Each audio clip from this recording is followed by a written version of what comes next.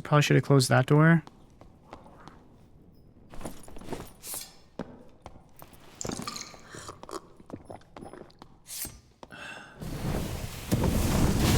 Something very suspicious is going on here. Because I heard a... Yeah, that guy's almost dead. He was fighting him. Oh, he's here. Shit.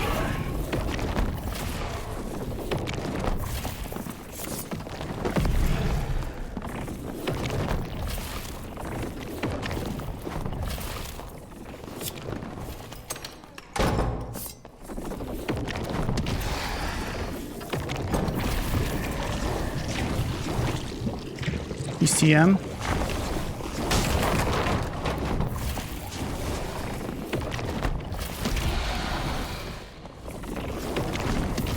This kind of sucks for me.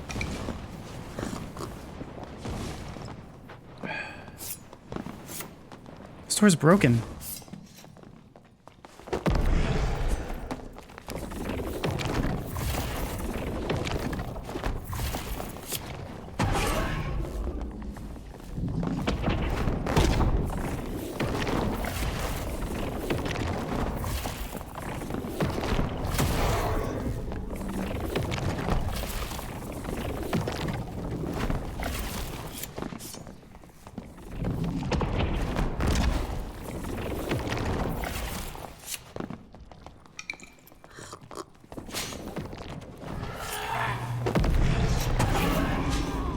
I'm dead here. I'll die to Dark Reflection if I hit him. I'm just cooked. There's nothing I can do.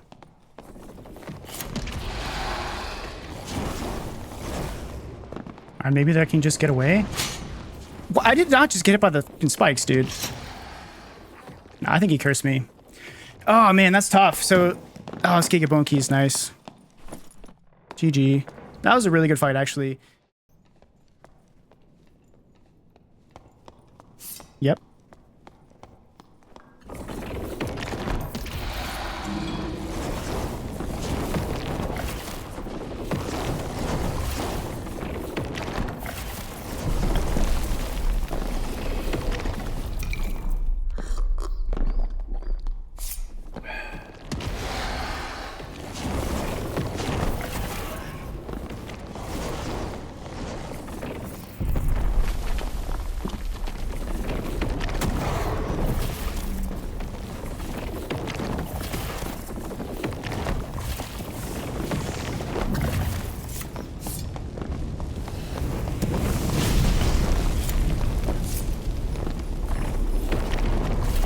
There it is, boys! We got him back! We got him back!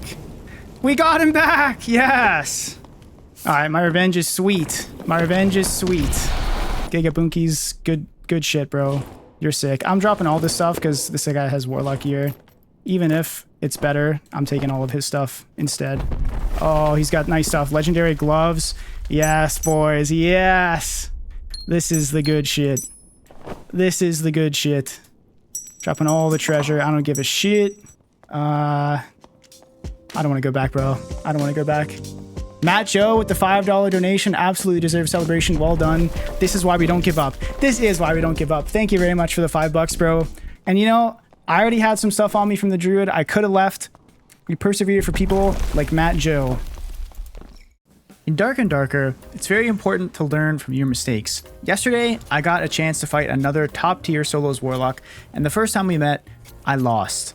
But we watched it back on stream and broke down the fight to see what I could have done better. When I ran into him again, I turned it around and got the dub. In this video, I'll break down both fights and talk about my thought process, and hopefully you'll be able to learn something from it too. Let's do it. Alright, to set the stage for what's going on here, in this room up ahead, I heard some goblins making a ruckus, so I had a feeling there was somebody in there. So I'm kind of like on my guard off the bat, but I didn't know for sure what was going on. So I decided to pre-pot here. This is just a good idea as a Warlock because it allows you to cast for free for the first part of a fight. So I pre-pot just because I know there's probably going to be a fight coming up. Things are looking suspicious, goblins are out of place, and when this goblin dies instantly to the Flamewalker, I know for sure somebody was here. So I'm looking around trying to figure out where he's at. And I even had remarked to myself just before this that I should have closed the doors behind me. People can tend to ambush you more if you don't try to at least cover your tracks a little bit. And In 2 seconds, that's exactly what happens. So this guy gets the first curse on me. Right away, just by looking at him, I can tell a few things about his build. So he's wearing an occultist hood, which is this item right here. He's almost 100% of the time going to be playing a Torture Mastery Warlock, which is the magical healing variety of Warlock. So that tells me that he's probably running a speed kit. You can also see he's wearing loose trousers and a warden outfit. So I know he's going to be faster than me. Because he's magical healing, I know that I need to probably DPS trade with him if possible, which is just like stand and face-to-face curse each other. If he's smart, he's not going to let me do that. And also I know that because I have Blow of Corruption and a Crystal Ball, I should try to close the distance. I think I maybe go for my initial curse here, and I do get him. So what I do here is I try to close the gap. He's able to get another curse off. I probably should try to dodge this better, but I kind of just like W keyed him because I thought maybe I could BOC him real quick. But he... Like, instantly I can tell he's faster than me, and he runs away. I don't know if he knew that I started to curse or not, but it's possible that he heard me try to curse and then immediately knew he could get another curse off, which is just insane. Like, that kind of reaction time and decision making is crazy if that's what he actually did here. I also kind of mess up my jump tech. So I go for like a jump curse, but I don't get the movement speed. If I would have got the movement speed and hit a B-hop after this, I could have actually probably BOC'd him, but I messed up and he got the curse off. And now we start playing this door game. If you're a Warlock and you know Warlock duels, this is a very common way to fight. This door has actually advantaged me because he has a hallway on his side and I actually have a little bit more room to move. So he can't dodge quite as easily as me, but I know he's cursed me. He's Torture Master. He's probably not low. I'm actually getting kind of low here, so I want to try to life drain. So that's why I closed the door. So I life drain up a little bit.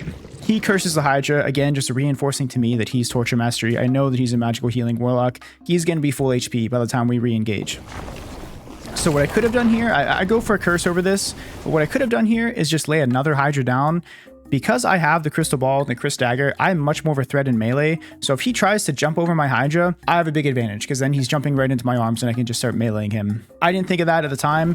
I just kind of go for the curse fight. And when he Hydras, I feel like I need to start healing somehow. And I could have just dropped my Hydra right next to his and they would just shoot each other. But I didn't think of that. That does also allow him to curse multiple Hydras, so then I can't really win a fight in that type of situation when our Hydras are face to face and he's just healing off of them. But I can at least life drain a little bit and get some of my health back. That was definitely an option here that would have been better than what I did, which is run away and try to potion. So I try to put this down. He heard me walking away, which is impressive because Warlock makes it so that you can't hear shit. What I could have done here is stay closer to the Hydras and again, like take the melee advantage, but he jumps over him and starts the chase.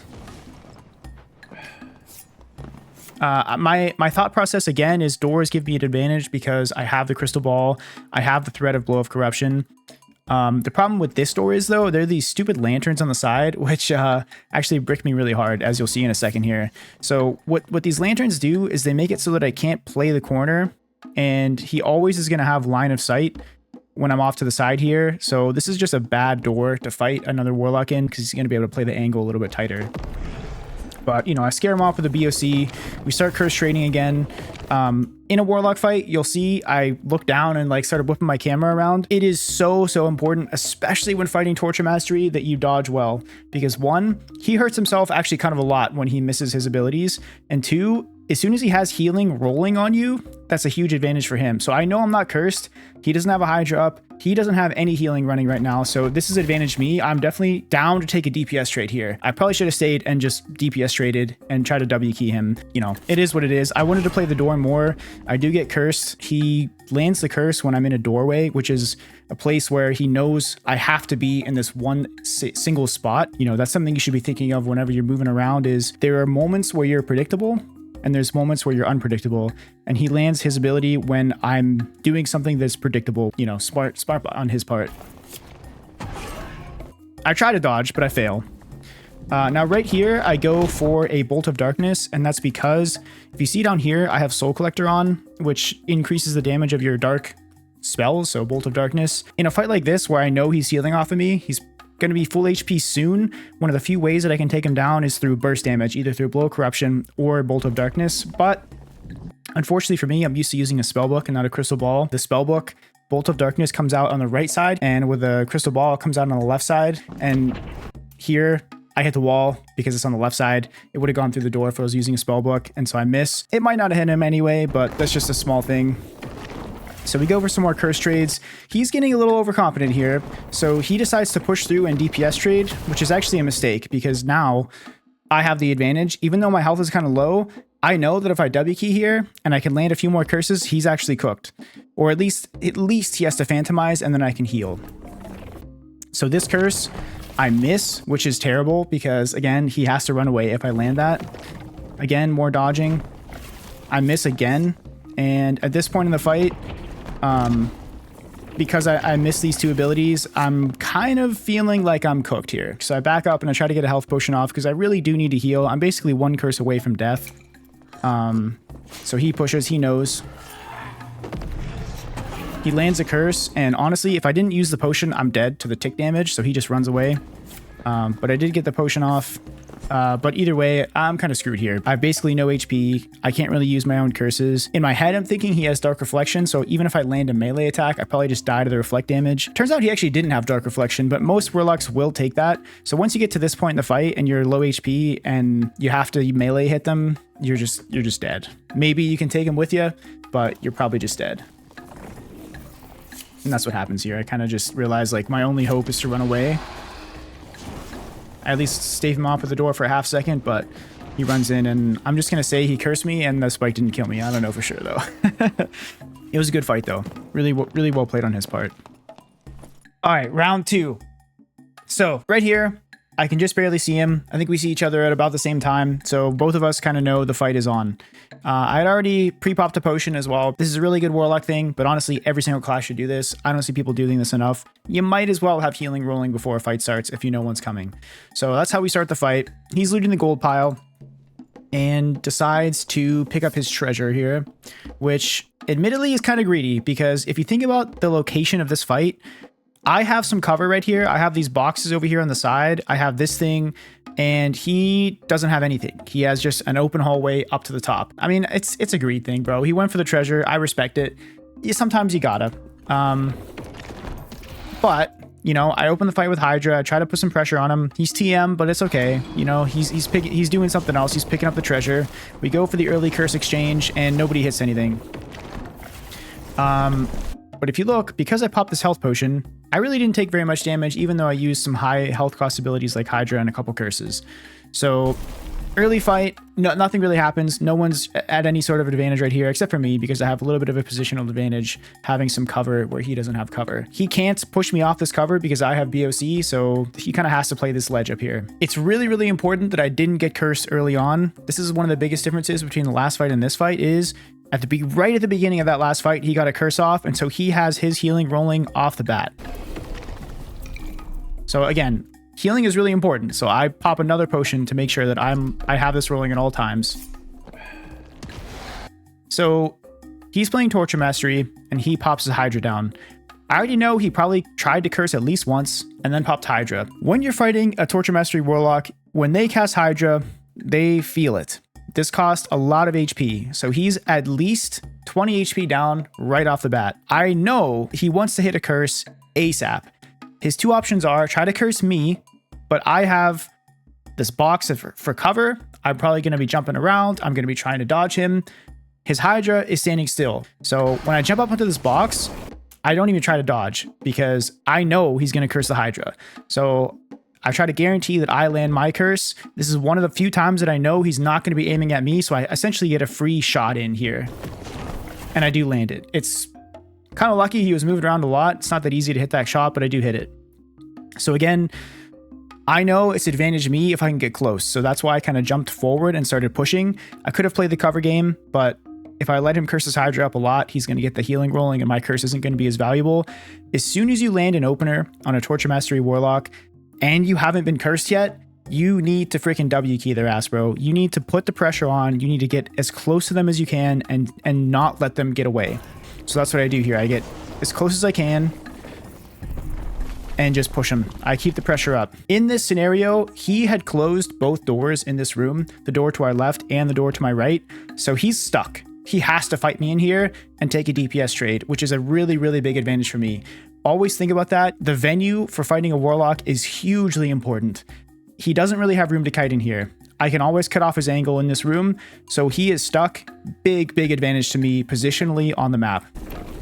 So we go for the early trades. He lands one, so he's got his healing rolling now. But I focus on dodging and land some more curses. I curse him twice there. He's only cursed me once. And then I also curse him at the bottom of the stairs. So I've landed a lot of ability so far. He is feeling it. He has to make a play. So the play he goes for is the Flamewalk Phantomize play. To his credit, there's really not that much else he could do. It doesn't really do anything here. In general, trying to Flamewalk Phantomize another Warlock is bad because of what I'll show you right here. I, again, missed my movement tech, so I'm kind of, you know, it's a tense moment. The reason you don't want to do this is because the other Warlock can also cast Flamewalker, and then as you're trying to walk through them, you're also walking on flames, but you're in Phantomize, so you have less magic resist. I messed up my tech, so, you know, he didn't get burned by it, but he doesn't really have a lot of options here because he is really low, and I am not low at all, and he can't really heal while he's still taking damage from my curse as he's in Phantomize. So again, I just stay as close to him as I can. I'm okay with taking a little bit of Flamewalker damage because I know he's low, and I should just need one more ability to take him out. And I do. I land the ability, and it's curtains. That fight was so much faster, and that's because I played it decisively.